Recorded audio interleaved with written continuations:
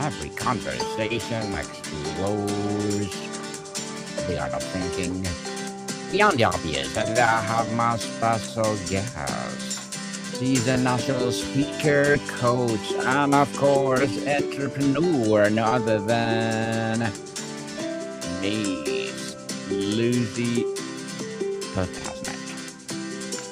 Hi, Daniel. I'm excited and grateful to be here. How are you? I'm fabulous, fabulous, Miss Lucy. And can you please introduce more about yourself that I missed? Yeah, I'm a speaker, coach, serial entrepreneur. I grew up in Michigan and I help people rewrite their story. I help busy professionals master their inner world so that way they can create real success and lasting fulfillment on their outer world. Well, and thank you so much for sharing your knowledge and wisdom to the world, Miss Lucy. Thank you, thank you, thank you. And today let's talk about unleashing your unrealized potential. If you were to personify your unrealized potential, giving it a voice, what would whisper to you about the person you have not yet become? I think that everybody is unique, and I think it's about really rediscovering yourself. So when I work with my clients, it's all about figuring out what they want. So many people, when you ask them what what they want in life, they'll go ahead and tell you everything that they don't want. And so it's really peeling back the layers and finding out what they want in life. If money were of no object, if they could create their life any way that they wanted it, who would they be? How would they show up? What would their life look like? So I think it's really more about using your imagination and remembering the true essence of yourself, and then really believing that you're worthy, that you're capable, that you're strong and independent. I think that part of being a coach is a breathing belief into people and reminding them of their greatness. So, whatever that whisper is, I mean, that whisper can be different for each person. And a lot of people follow the career paths that they have because that's what their parents taught them that they should do. And so they didn't know any better, and they followed that path. And now all of a sudden they're finding themselves not quite as happy or as fulfilled as they thought that they would be. They might have a beautiful house and an awesome income, but something's missing. And so that's usually what I work with my clients on, is how to find balance, how to find peace, and how to find true alignment in every area of their life. Very well said, Miss Lucy. Very well said indeed. We are often told to ignore envy, but it can be a powerful compass. When you feel a pang of envy or deep admiration for someone else's skills or life, what specific unexpressed part of yourself is pointing to? I think that envy is a funny thing because when you think about envy as a concept, everybody always thinks of it as something really negative, something that is the complete opposite is virtuous. So, but if you look at envy and you're like, wait a second, and you become aware of that feeling, or that feeling of envy inside of you, and once you're aware of it, you can ask yourself, well, wait a second, why is it that I feel envious of this person? What is it that this person has or is doing that I feel lack of within myself, or I wish that I had? And so I think that envy, if you can take it and become aware of it, and then realize that you're only feeling that envy because it's almost like a gateway to show you of what's possible. If somebody else can do it, that means that you can absolutely do it too. So if you're able to look at envy in an empowering way, it's like, if that person can do it, I can absolutely do it too. what can I learn from this person?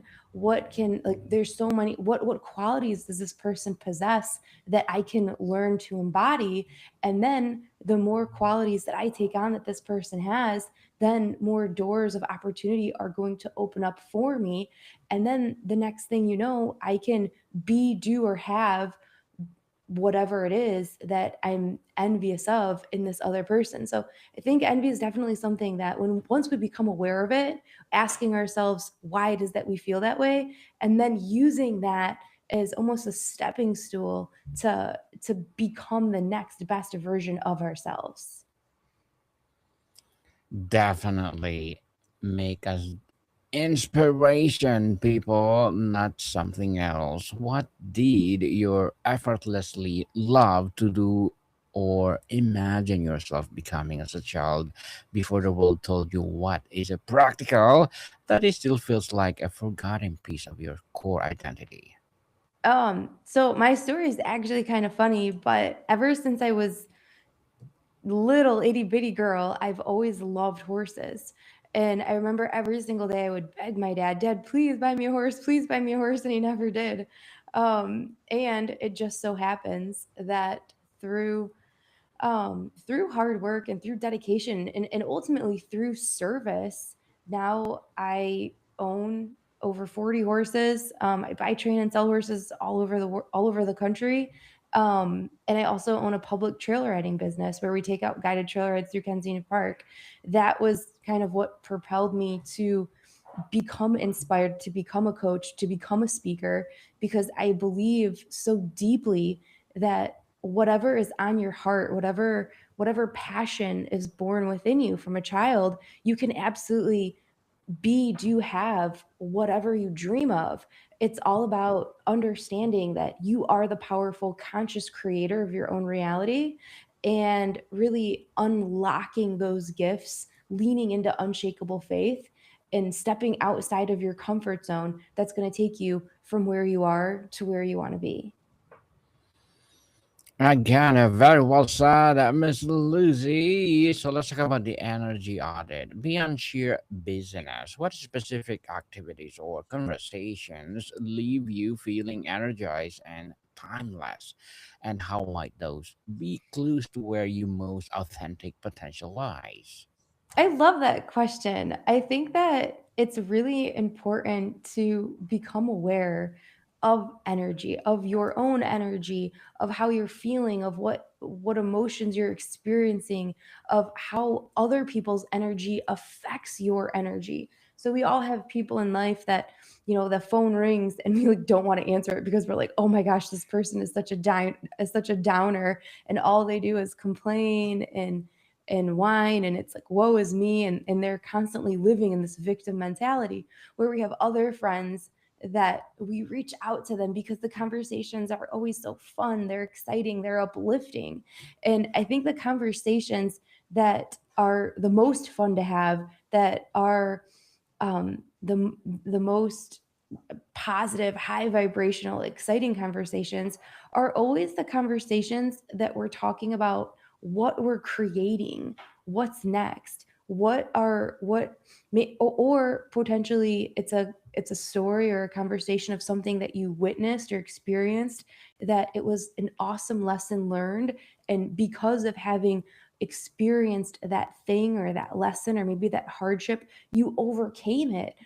But even in the midst of the hardship or the struggle, you didn't realize why it was happening, or what the positive outcome was. But once you overcame that struggle or that hardship, it was like it all became so clear. This had to happen in order for me to become the best version of myself. So I think, to answer your question, the most fun conversations are either conversations that are involved about future projects, about what you're excited to do or create, or conversations that express growth, where you learned a lesson and you became stronger because of something.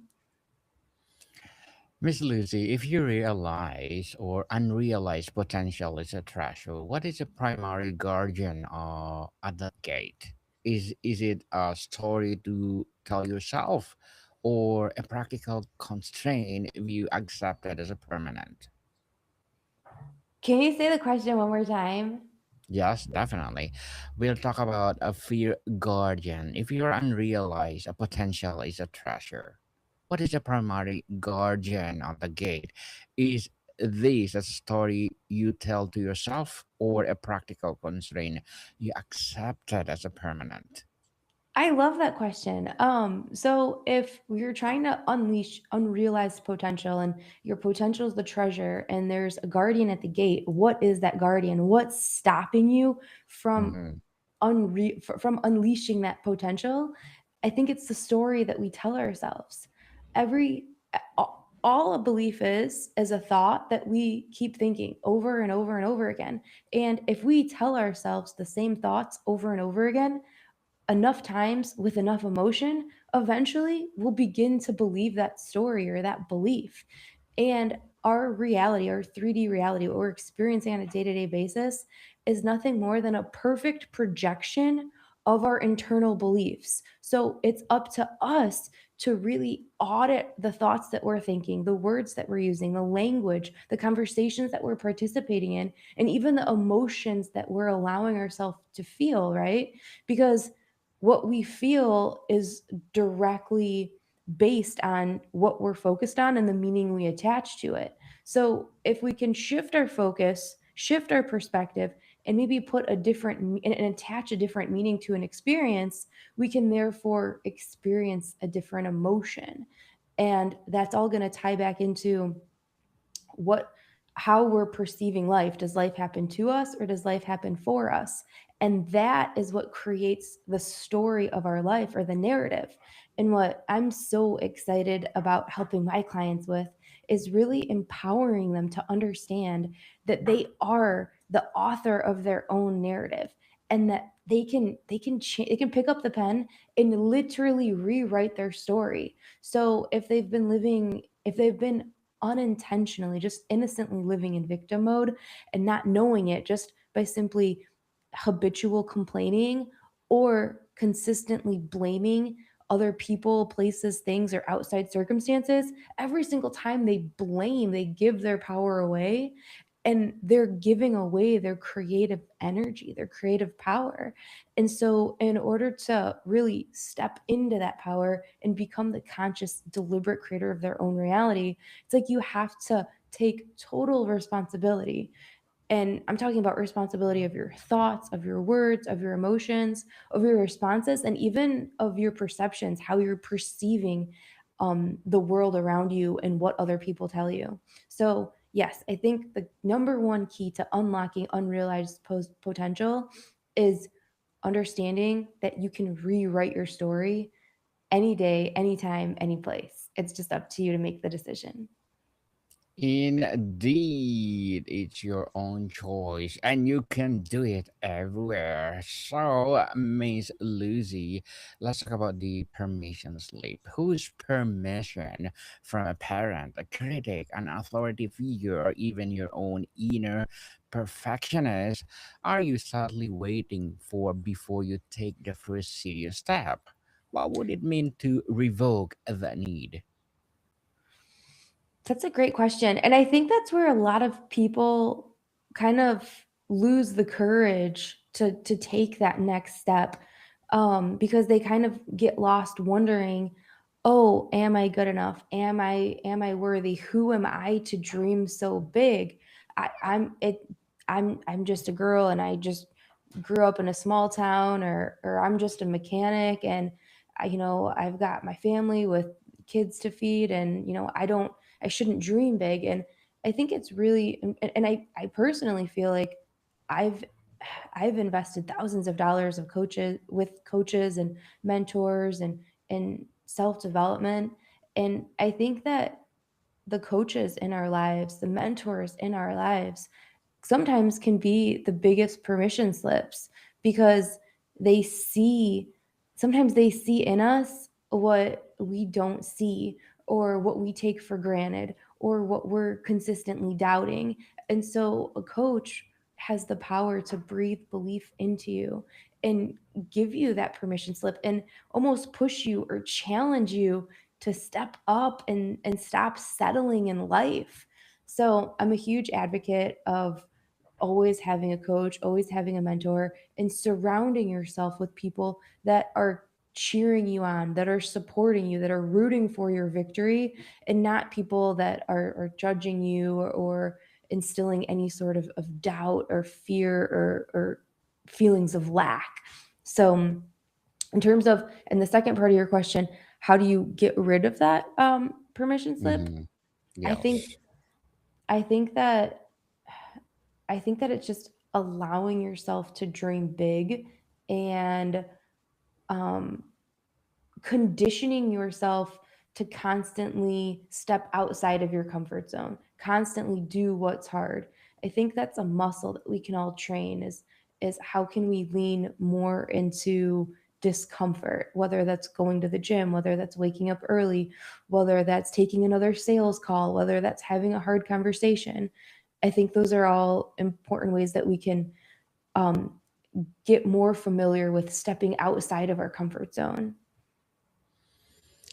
Miss Lucy, let's talk about the identity tax. Unleashing your potential often requires shedding an old identity. What old version of yourself feel most frightening to outgrow or leave behind? I think that's for me, it's an easy question to answer. I think my identity was so rooted in the horses for so long. I'm passionate about the horses. I love the horses. I have a huge, I have 30 people on my team, from barn managers to operation managers to guest care coordinators and a couple dozen trail guides. Um, so my identity has always been very heavily rooted in everything horses. And I love that.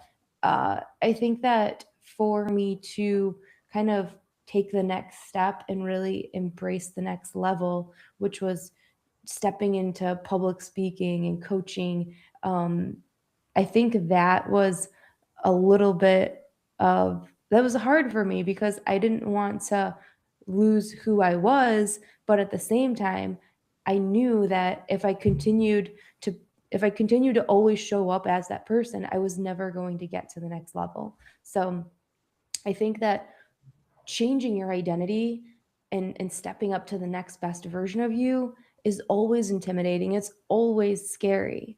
But what do they say? I think they say that um, discipline weighs ounces, but regret weighs tons. So it's like if you always have this desire, this dream on your heart, and you never take action towards it, then you never want to get to the end of your life and wonder, what if? I wish I would have done this. I wish I would have done that. So I always empower people to dream big and then take massive action towards that goal. Do what's uncomfortable, do what you don't want to do, and take the leap of faith anyways. People dream big because you will not pay for it. Dream big to the fullest. So let's talk about the strategic incompetence. Where might you need to practice being strategically incompetent, allowing yourself to be bad, messy, or a beginner in order to create a space for this new skill or identity to emerge? Yeah, I hear what you're saying in that question. Um, I think that it's just giving yourself the permission to say, to not wait until it's perfect, right? Everybody always Mm. wants to wait until they feel ready or all the pieces align or everything's absolutely perfect because they're afraid to make a mistake or they're afraid to do it wrong or they're afraid of other people's opinions and being judged. And it's just like, at the end of the day, like, you have to let that go. You have to release other people's opinions. You have to release the need of of control, of having everything perfect, and you have to allow yourself to just go for it. Just have fun and know that the first time's not going to be perfect, the second time's not going to be perfect, the third or fourth time might not be perfect, but in the in the trying, in the effort, in um trying something new, you're going to learn and you're going to get better, and then you're going to fail, but you fail forward, right? You take what you've learned those lessons, and how can you apply it so that way your next time at bat, you might not hit a grounder, but maybe you hit it out into left field. So it's just every single time. And then before you know it, with more and more practice, you're going to start hitting home runs. But we've all got to start somewhere. And we're not going to come out of the batting cage perfect, without getting the reps in. You have to get the reps in. You have to allow yourself to make the mistakes without judgment, without even judging yourself, without allowing the judgment of others to slow you down or rain on your parade, and just show up confident and with a certain level, with a high level of respect for yourself for showing up, but then acceptance no matter what happens, just accepting yourself and loving yourself unconditionally. I always say that self-love is a secret ingredient. Yeah, self love, self care, people. So let's talk about the fuel versus the force, Miss Lucy. Discipline is often praised, but inspiration is powerful fuel. How can you design your life to have more collisions with inspiration related to this potential, making action feels less like a force march and more like a natural tool? Okay, that's a fun question. I like your questions a lot, Daniel. Thank you. So when we talk about discipline and then we talk about inspiration, I love both of those things. And I invite both of those things into my life on a daily basis. And in fact, I would say that the discipline habits that I have, like the discipline in my morning routine, is what invites the inspiration to find me. And what I mean by that is I'm a huge proponent of setting yourself up every single day for success with a strategic morning routine. So, for example, every single morning I'm meditating. That is a non-negotiable for me. Every single morning I'm doing breath work. Every single morning I'm at the gym moving my body. So all of these things are setting me up for success mentally, emotionally, physically. Raising my vibration. The quickest way to raise your state is move your body. So if you are having a bad day, you start moving your body, you start automatically feeling better. So if you're able to manage your inner world and what you can control internally, then you can start better managing your external world. So going back to this discipline versus inspiration idea, I get some of the most delightfully divine downloads in my meditations.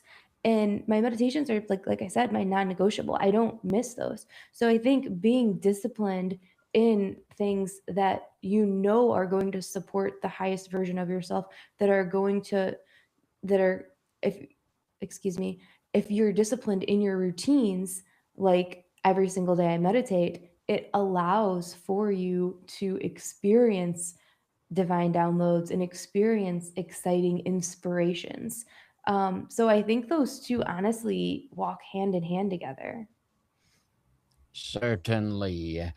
And Miss Lucy, how could you weave a threads of these new potential into your existing life and roles rather than seeing it as a separate, overwhelming extra thing you need to cram it?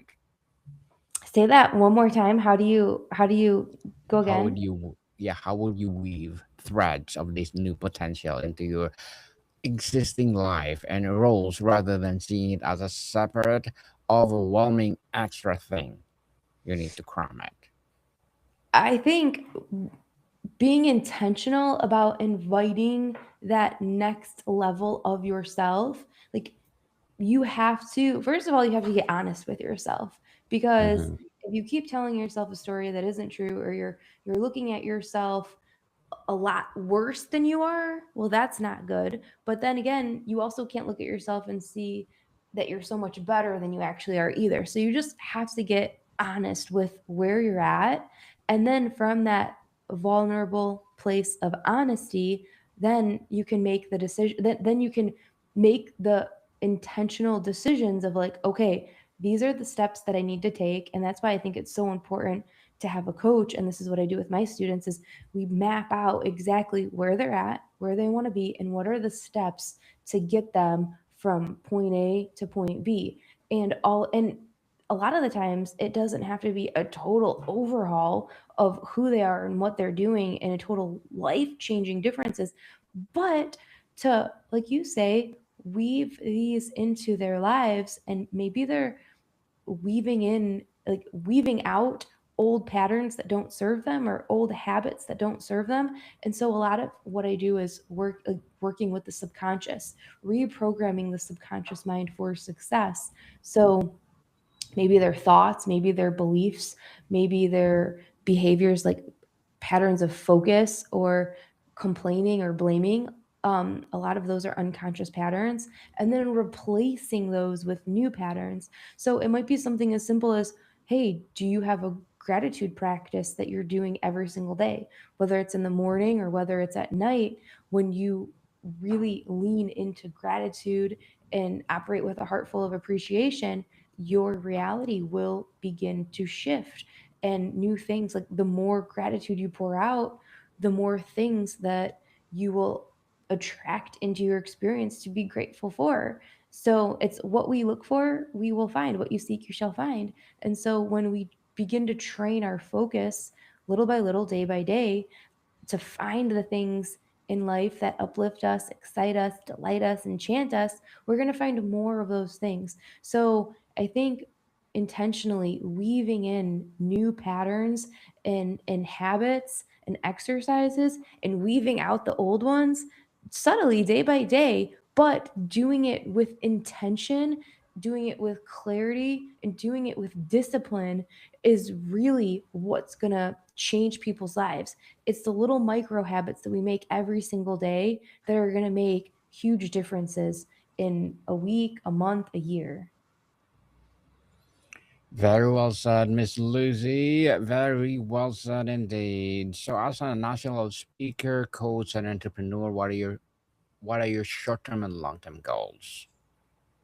That's exciting. I think my short term goals are to continue to speak and coach and positively impact people all over all over the country. And I think long term would be more of a worldwide, getting on stages that are broadcasted all over the world and impacting people on a worldwide level.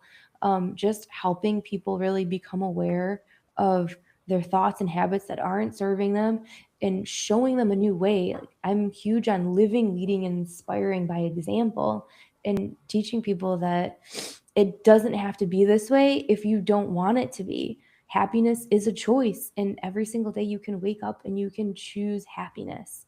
So once you start understanding the the laws of the universe and how to play with them and how to leverage them to your advantage, life doesn't have to be difficult or hard or stressful or overwhelming. Life begins to get lighter, it becomes playful, it becomes more fun. And I truly believe that that's what life was meant to be. Life was meant to be fun, it was meant to be enjoyed, it was meant to be an amazing journey. So that's what I love creating for my clients, as well as just anybody who I come in contact with. It's my goal to leave each person in place better than I found it.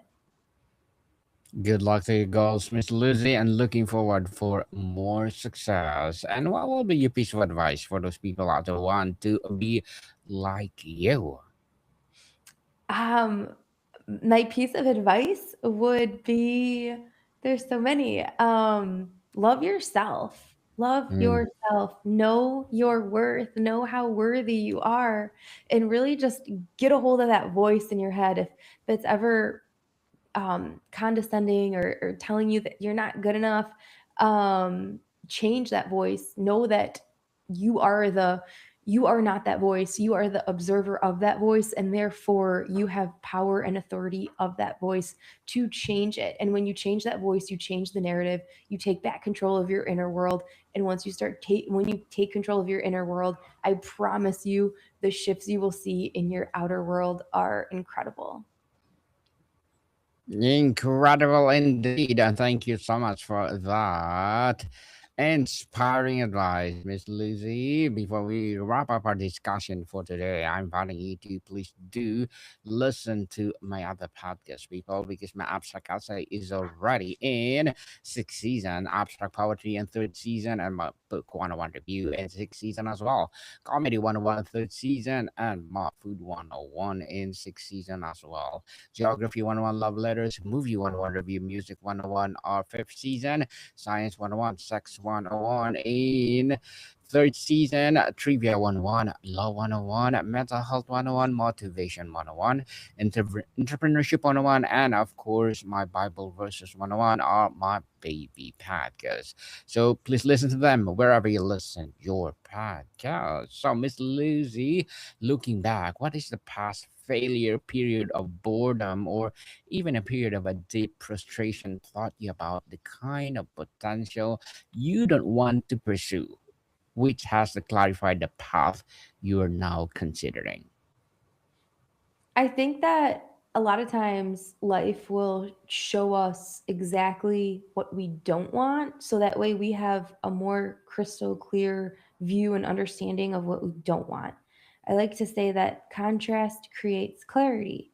So even when we want to complain or be upset about the contrast we're experiencing in our life, we don't have to let that upset us. We can embrace that contrast and understand, well, I've experienced this because I know I don't want any more, and therefore I can make an empowered decision that I want to show up in this way to create this new way of being. Indeed, Miss Lizzie, thank you so much for sharing your knowledge and wisdom to the world. So, can you please invite our listeners to support your business, your advocacy, or whatever projects that you're doing right now? Yeah, if you guys want to check out my website, lucielynn.com, LucieLyNN.com, we have some really awesome free giveaways on the website. One of them is how to attract whatever it is in life that you want to create. And it's a free YouTube video where I go over how to write your monthly intentions. And it's extraordinarily powerful. I've seen it in my life, in my clients' life, in my friends, just everybody who begins doing this practice. It's almost like your wish list to the universe. What would you like to experience or attract or create? And it's just about going in with an open mind and an open heart and using your imagination in big, bold, beautiful ways. So I'd invite you to check that out. Oh, and the other thing is on Facebook, we have a Facebook group called Transformation Nation, where every Friday at 10:30 Eastern, 10:30 a.m. Eastern, I go live with a gratitude meditation. So it's kind of my gift to everybody. How can I be of service? And then I'm like, let's do a gratitude meditation and raise the collective consciousness, raise the vibe.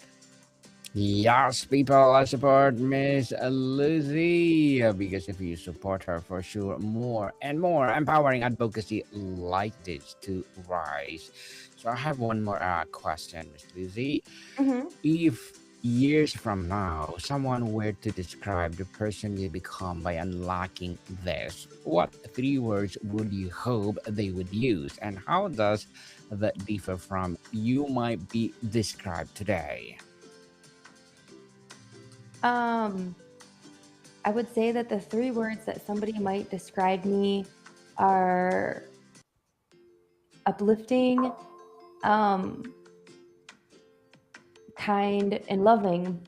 But I truly believe that those are three characteristics that somebody would also describe me as today too.